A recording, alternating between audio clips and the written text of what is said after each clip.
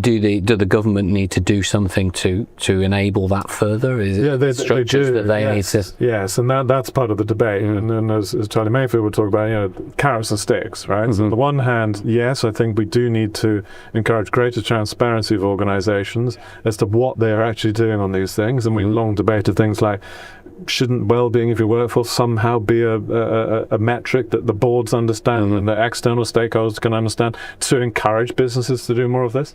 So there will definitely be things like that, but also the carrots in terms of what are some of the policies or government programs that can encourage businesses to understand these questions and help them support. But goodness knows, I mean, there's been so much work, hasn't there, over the years, all the different well-being initiatives, mental health calculators, all these things. How do we encourage a business to think much more strategically about these questions? Because we know from a lot of the work we've done as a CIPD that when you ask businesses about their wellbeing initiatives, it can appear as a bit of a patchwork of ideas as opposed to really a strategy with some very clear outcomes about things like absenteeism rates and retention rates and creating a supportive culture, these things which are so important, as we know, to things like wellbeing.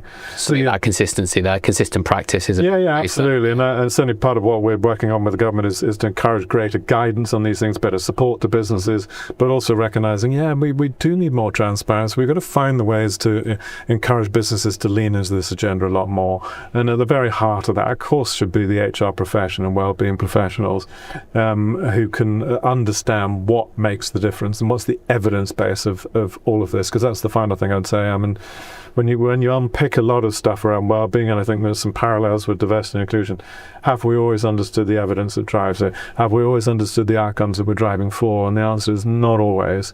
And the outcomes have got to be clearly shown in terms of business impact, because that's what will ultimately make them sustainable. And it is not a paradox to say, well, I'm supporting people, and the two things come together.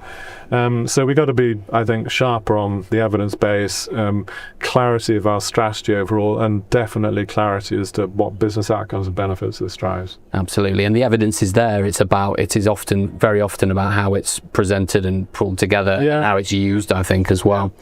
Listen, we are out of time now, Peter, but thank you so much for your time today. It's been a fascinating conversation. Yeah, my pleasure. Appreciate it. Yeah, I know it's a well due for spend a lot of time on as well. So good to talk to you. Thank you. Thank you. Cheers.